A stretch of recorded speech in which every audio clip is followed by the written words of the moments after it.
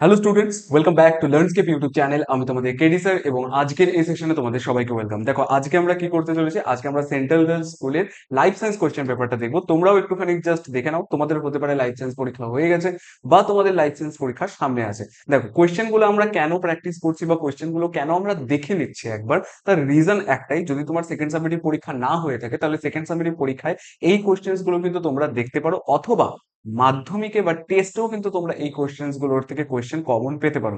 দেখো তোমরা যদি বলো যে পরীক্ষার আগে স্যার কমন দিয়ে দেবেন, দেখো কমন আমি তোমাদেরকে দিয়ে দেবো, বাট তুমি যত বেশি প্র্যাকটিস করবে, যত বেশি কোশ্চেন দেখবে, তত কি হবে, তোমার কাছে কোশ্চেন পেপার তত কমন থাকবে। কেন, তুমি 10টা কোশ্চেন পড়ে যাচ্ছ বা 20টা কোশ্চেন পড়ে যাচ্ছ, তার থেকে কমন পাওয়ার চান্সেস যত বেশি হবে। তুমি যদি এখানে 5টা কোশ্চেন পড়ে যাও বা 5টা কোশ্চেন দেখে যাও, তাহলে সেক্ষেত্রে কমন পাওয়ার চান্সেস অনেক কম থাকবে। তো তুমি কোয়েশ্চেন দেখা প্র্যাকটিস করো, কোয়েশ্চেনটাকে আগে থেকে ভাবা প্র্যাকটিস করো যে হ্যাঁ এই কোয়েশ্চেনটা আসলে তুমি কি লিখবে অ্যান্সার। তাহলে পরে তোমার লেখাও যেরকম ভালো হবে, অমনি তোমার থিঙ্কিং জিনিসটাও ঠিক হবে যে হ্যাঁ এরকম ধরনের কোয়েশ্চেন আসলে আমাকে এই পয়েন্ট গুলো লিখতে হবে, এটা তোমার মাথায় থেকে যাবে। ঠিক আছে, তো চলো আর বেশি দেরি করি না, আজকের এই ক্লাসটা স্টার্ট করি। তুমি যদি এই চ্যানেলে নতুন হয়ে থাকো তাহলে অবশ্যই চ্যানেলটিকে সাবস্ক্রাইব করে নিও, এবং তোমাদের যদি কোনো রকম ডাউট থাকে তাহলে এই টেলিগ্রাম চ্যানেলে জিজ্ঞাসা করতে পারো, অথবা তোমরা যদি চাও যে তোমাদের স্কুলের কোশ্চেন আমরা সলভ করবো, তাহলে এই টেলিগ্রাম চ্যানেলেও তোমাদের কোশ্চেন পেপার আমাদেরকে পাঠাতে পারো। ঠিক আছে, দেখো ফার্স্ট কোশ্চেন এখানে আমাদেরকে কি জিজ্ঞাসা করছে, এক সেকেন্ড। ফার্স্ট কোশ্চেন এখানে কি জিজ্ঞাসা করছে, এরকম কেন হচ্ছে, আচ্ছা যাই হোক। ফার্স্ট কোয়েশ্চেন জিজ্ঞাসা করছে হচ্ছে মানুষের বৃদ্ধি 12 থেকে 20 বছর বয়স পর্যন্ত দশাকে আমরা কি বলি, এটাকে আমরা বয়ঃসন্ধি কাল বলি বা পিউবার্টি বলি। ঠিক আছে, বয়ঃসন্ধি কাল বা পিউবার্টি। নেক্সট কোয়েশ্চেন এখানে কি আছে, সপুষ্পক উদ্ভিদের দ্বিনিষেকের পর ফুলের কোন অংশটি থেকে বীজ তৈরি হয়। দেখো এটা যদি তোমরা না জানো আমি তোমাদেরকে বলে দিচ্ছি, ডিম্বক থেকে বীজ তৈরি হয়, ডিম্বাশয় থেকে ফল তৈরি হয়। ডিম্বক থেকে কি তৈরি হবে, ডিম্বক থেকে হচ্ছে বীজ তৈরি হবে, ডিম্বাশয় থেকে কি হয়, ফল তৈরি হয়। ডিম্বাশয় থেকে কি তৈরি হয়, ফল তৈরি হয়। আর ডিম্বক থেকে কি তৈরি হয়, বীজ তৈরি হয়। তাহলে আমার অ্যান্সার কোনটা হবে, কোন অংশটি থেকে বীজ তৈরি হয়, তাহলে অ্যান্সার কি হবে, অ্যান্সার হচ্ছে ডিম্বক। এক সেকেন্ড দাও, তুমি ল্যাপটপটা সোজা করে নি, লিখতে প্রবলেম হচ্ছে। চলো, দেখতে পাচ্ছ সবাই আমাকে? নাইস। এবার আমাদেরকে কি জিজ্ঞাসা করেছে, বলেছে পত্রজ মুকুলের সাহায্যে বংশ বিস্তার করে। পত্রজ মুকুলের সাহায্যে, পাতার মধ্যে মূল থাকবে, পত্রজ মুকুলের সাহায্যে বংশ বিস্তার করে কে, এটা হবে হচ্ছে পাথরকুচি। ক্লিয়ার। নেক্সট কি বলছে, মানুষের ক্ষেত্রে পুরুষরা সর্বদাই কি হবে, মানুষের ক্ষেত্রে পুরুষরা সর্বদাই কি হবে, অ্যালোজোম। অ্যালোজোম যদি কেউ না বোঝে তাহলে আমি তোমাদেরকে বলে দিচ্ছি, সেক্স ক্রোমোজোমকে আমরা কি বলি, সেক্স ক্রোমোজোমকে আমরা অ্যালোজোম বলি। তাহলে এখানে পুরুষদের ক্ষেত্রে কি হয়, পুরুষ, পুরুষদের ক্ষেত্রে কি হয়, পুরুষদের ক্ষেত্রে এক্স আর ওয়াই জিন থাকে। তার মানে কি দুটা আলাদা আলাদা টাইপের জিন আছে, বা জিন কেন বলছি, ক্রোমোজোম আছে, দুটা আলাদা আলাদা টাইপের ক্রোমোজোম আছে। তার জন্য এটাকে আমরা কি বলবো, এটাকে আমরা বলবো হচ্ছে হেটারোগ্যামেটিক। ঠিক আছে, এরা যদি গ্যামেট উৎপন্ন করে তাহলে এক্স থাকতে পারে, অথবা আরেকটা গ্যামেটে ওয়াই থাকতে পারে। তাহলে এরা যদি গ্যামেট উৎপন্ন করে, দুটা ভিন্ন টাইপের গ্যামেট উৎপন্ন করবে। কিন্তু এটাই যদি স্ত্রী বডির ক্ষেত্রে দেখি বা মেয়েদের ক্ষেত্রে দেখি, তাহলে কি হবে, এরা একই টাইপের গ্যামেট উৎপন্ন করবে, দুটাতেই কি থাকবে, এক্স ক্রোমোজোম থাকবে। বাট পুরুষদের ক্ষেত্রে কি হয়, পুরুষদের ক্ষেত্রে একটাতে এক্স থাকে, একটাতে ওয়াই থাকে, তার জন্য এরা কি হয়, হেটারোগ্যামেটিক। নেক্সট আমাকে কি জিজ্ঞাসা করছে, এ, A B, B C, C থেকে কত প্রকার গ্যামেট উৎপন্ন হতে পারে।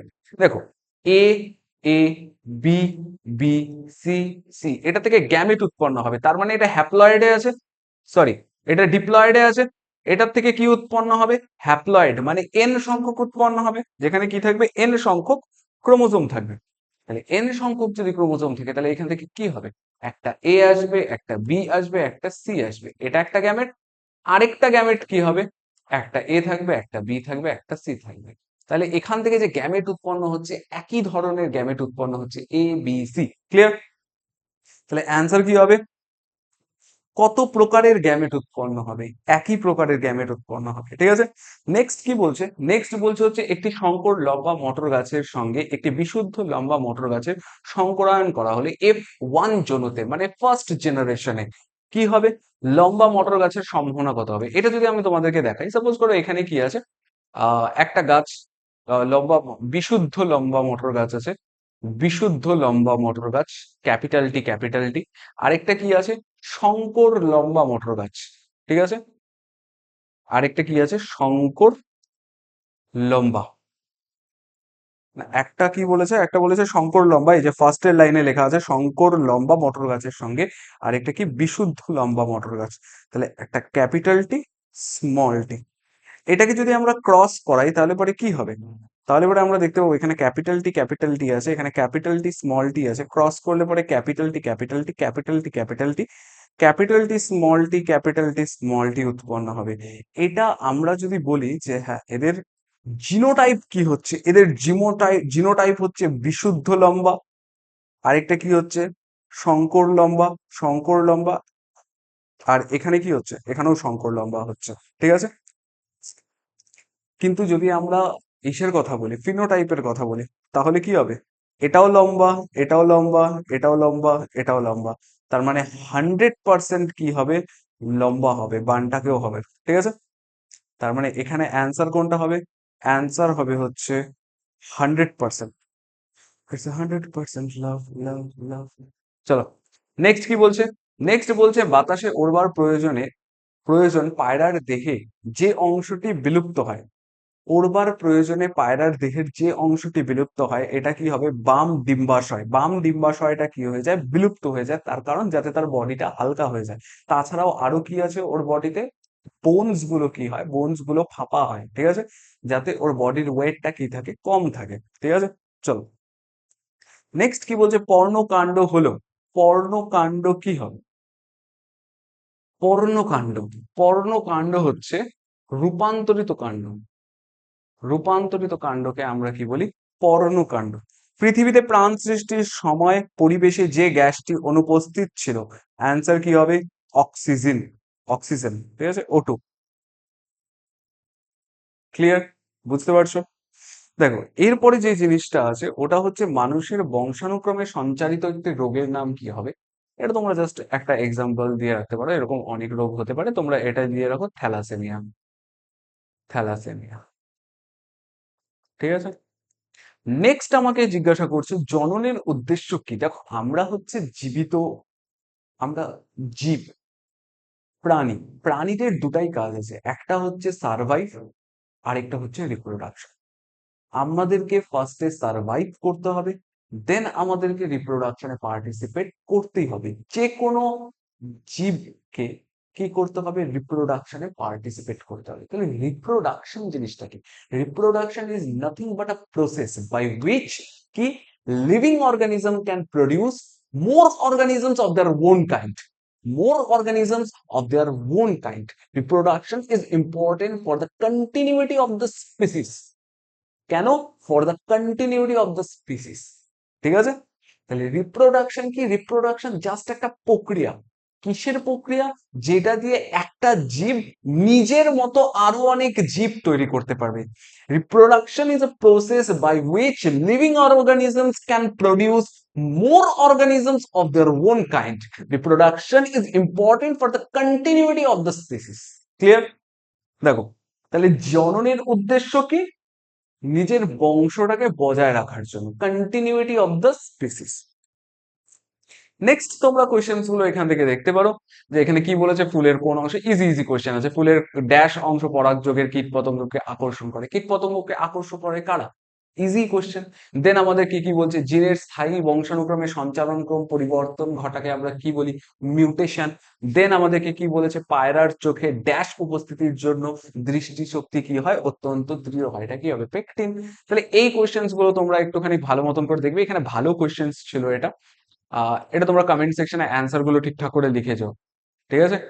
কমেন্ট সেকশনে সবাই অ্যান্সার গুলো লিখে যাও। কেন আমি তোমাকে অ্যান্সার বলা সত্ত্বেও কেন তোমাদেরকে বলছি যে অ্যান্সার লিখে যেতে? তার কারণ এই জিনিসটা তাহলে তোমাদের মাথায় থাকবে। নেক্সট আমাদেরকে কি বলছে? ডারউইনের মতে জীব জ্যামিতিক অনুপাতে বংশবৃদ্ধি করে। অ্যান্সার কি হবে? সত্য।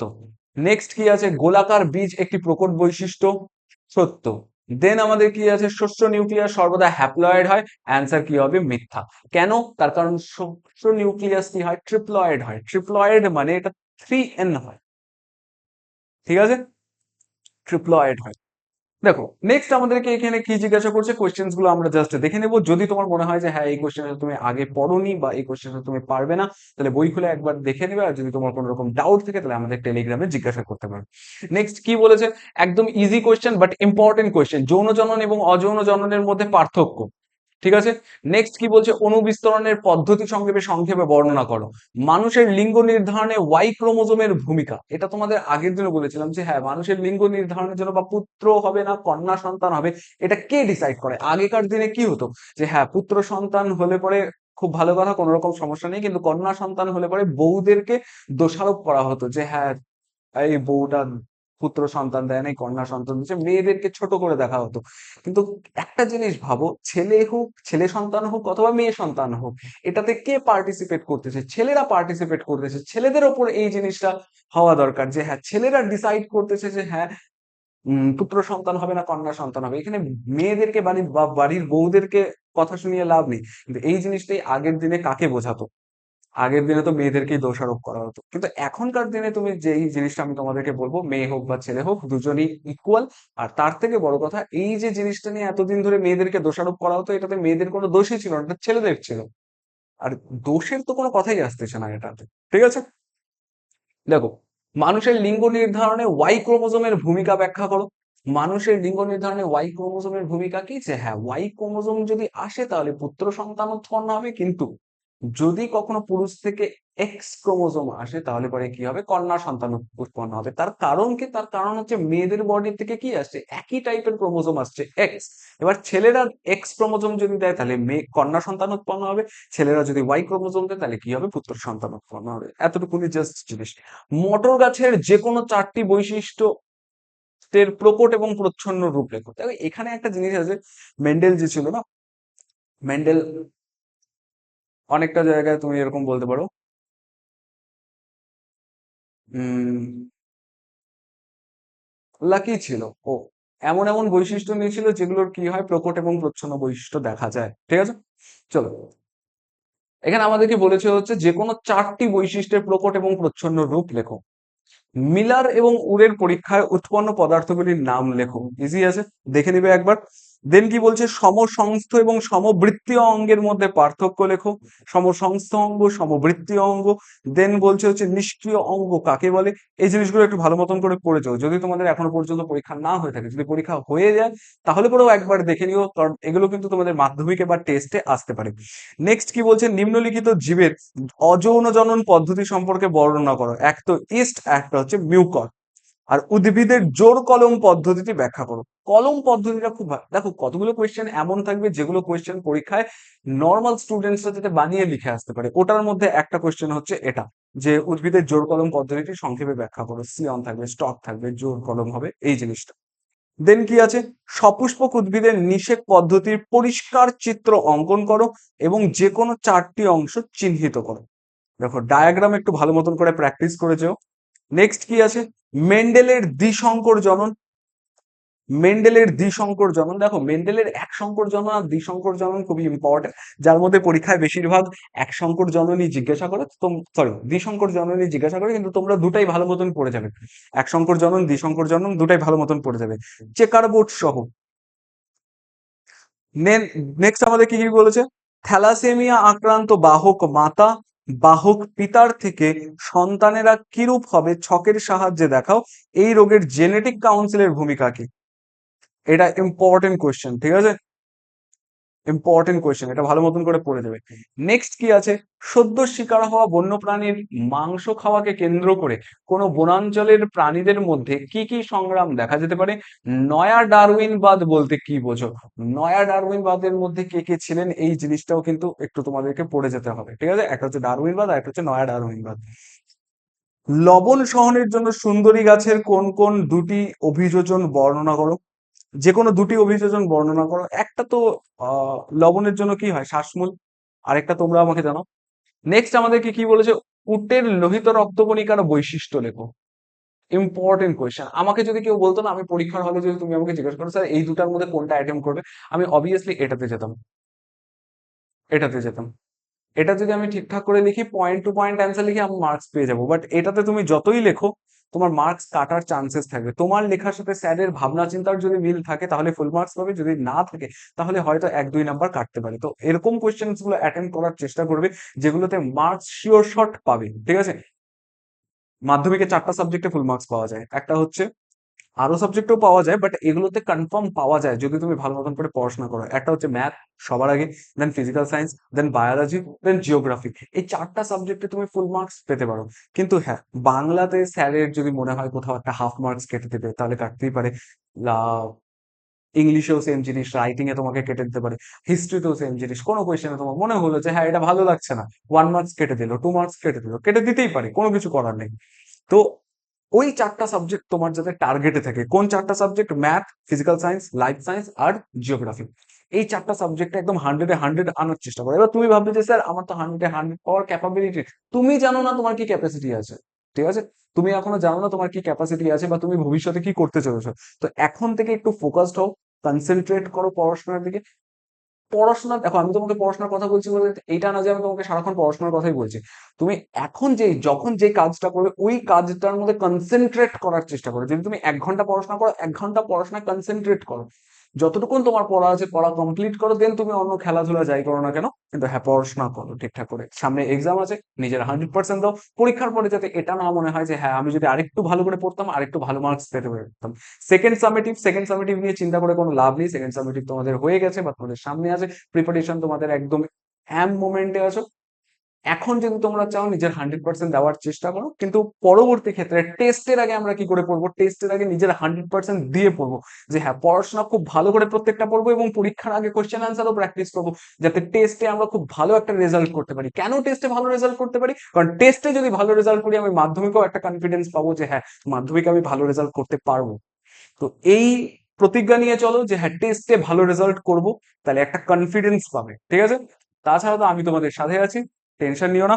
তুমি যদি আমাদের চ্যানেলে নতুন হয়ে থাকো তাহলে অবশ্যই চ্যানেলটিকে সাবস্ক্রাইব করে নিও, এবং তোমার যদি কোনো রকম ডাউট থাকে বা তোমার যদি মনে হয় যে পরে তোমার কোনো পড়তে গিয়ে ম্যাথে ডাউট হয়, বা যখন তুমি কাউকে জিজ্ঞাসা করতে পারো না, বা তুমি কোনো অফলাইন টিউশনসে পড়ো সেখানে তোমার কোনো প্রবলেম হলে তুমি স্যারদেরকে জিজ্ঞাসা করতে পারছো না, কোনো ব্যাপার না।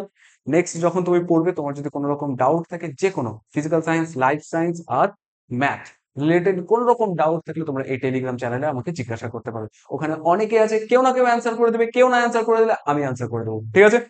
तो चलो टाटा बाय बाय, आज के लिए बस इतना ही। सावधान रहे, सतर्क रहे और पढ़ाई जारी रखिए। जय हिंद, जय भारत।